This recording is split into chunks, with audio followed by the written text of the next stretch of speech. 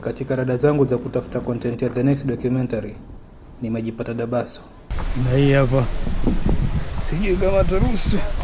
Najua wengi wenu washaikuja kwa hii restaurant kuangalia sunset. Lakini leo hatutaongelea sunset.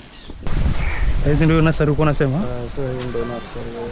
So from hapa hivi na identify area ambayo iko mimi nimekatwa sana mimi, alafu tunatoa ceilings tunapeleka.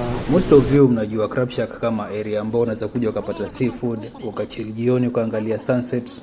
But hii area is a community based ecotourism project yenye locals wameweza kucreate their own jobs by restoring the mangrove ecosystem.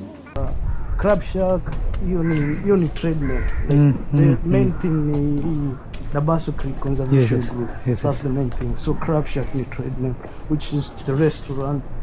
Kuna hii conference watu wakikodisha hizo kanu, hizo ni part of hiyo ni ya Dabaso Creek. Yes. Some 20 years back.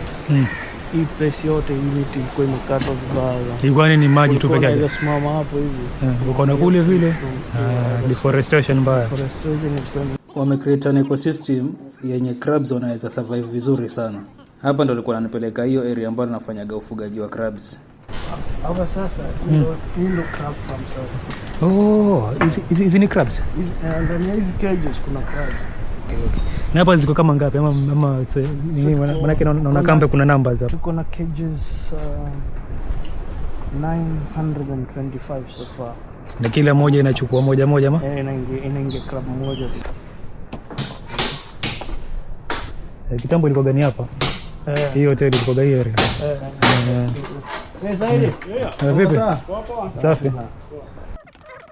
Hapa iko nanipeleka through hiyo area, like I said. Hii ni pre-visit ambao normally wanapigaga before ni shoot any documentary.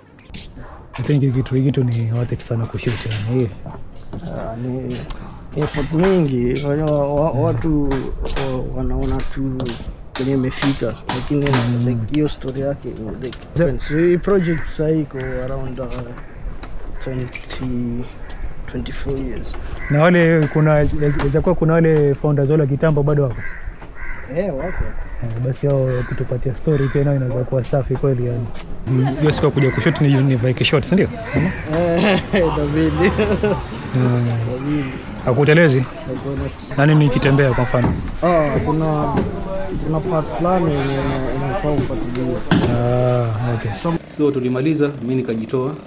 Acha tu prepare the next documentary.